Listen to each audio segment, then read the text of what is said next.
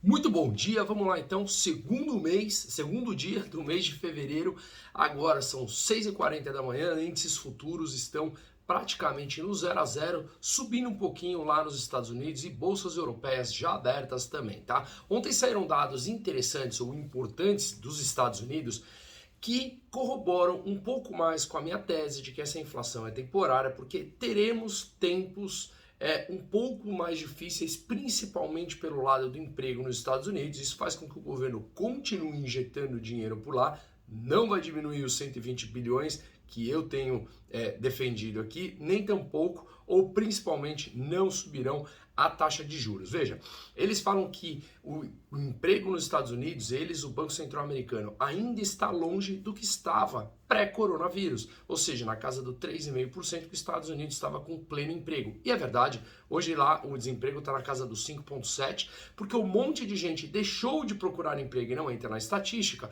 uma vez que está recebendo cheques do governo que terminam agora em setembro, tá? E essas pessoas precisam voltar a procurar emprego.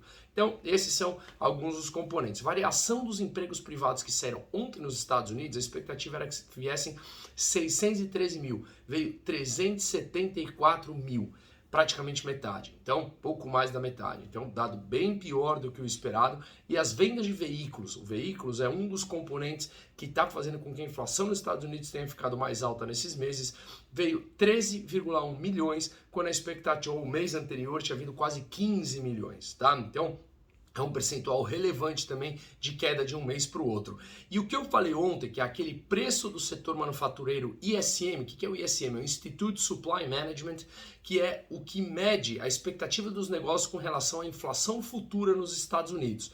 Terceiro mês em queda. É um dos principais fatores para olhar a confiança do consumidor com relação à expectativa futura de inflação. Terceiro mês de queda. E como toda quinta-feira tem os pedidos de seguro-desemprego por lá, tá? Outro ponto, ontem o minério caiu 6%, mais de 6%.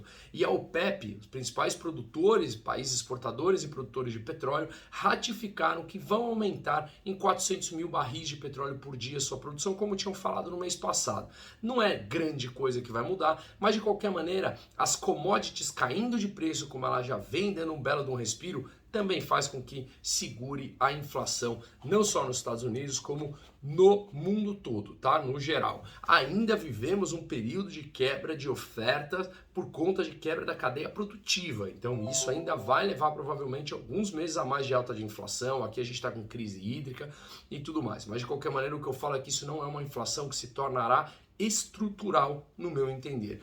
Mesmo assim, na zona do euro, o índice de preços ao produtor, a inflação ao produtor, né, o quanto que o produtor lá sente de inflação no ano, 12,1% na zona do euro e no mês 2,3%, ambos acima do esperado. Foi o sétimo mês de alta ainda da parte anualizada e no mensal o quarto mês de alta, tá?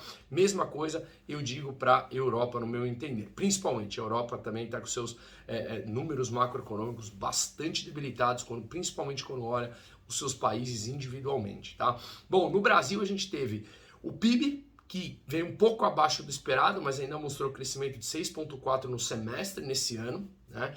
E a balança comercial com recorde no mês de agosto, 7,7 bilhões de reais positivo. E hoje a gente tem a produção industrial. Ontem à noite, a Câmara aprovou o texto base da reforma do imposto de renda, tá? Que basicamente, segundo o Celso Sabino, que é o relator, ele falou que terá redução para todas as pessoas físicas na camada do imposto de renda e também redução de imposto para o capital produtivo, que é o mais importante, a gente reduzir o custo de produção no Brasil. E que não haverá queda para os estados e municípios. Então, se isso acontecer, parece que todas as brigas ali começam a se encaixar. E como eu falei de um outro livro já há um tempo atrás, eu vou fazer um vídeo essa semana sobre isso, do porquê eu acredito que as reformas passariam, estão passando, e agora começou, segundo o Paulo Guedes, de novo, a reforma administrativa, que para mim é uma das mais importantes, segundo ele, está na pista novamente, tá bom? Então, um forte abraço, um ótimo dia a todos. Qualquer dúvida, por favor, comente aqui, tá bom? Um ótimo dia, Bruno Musa.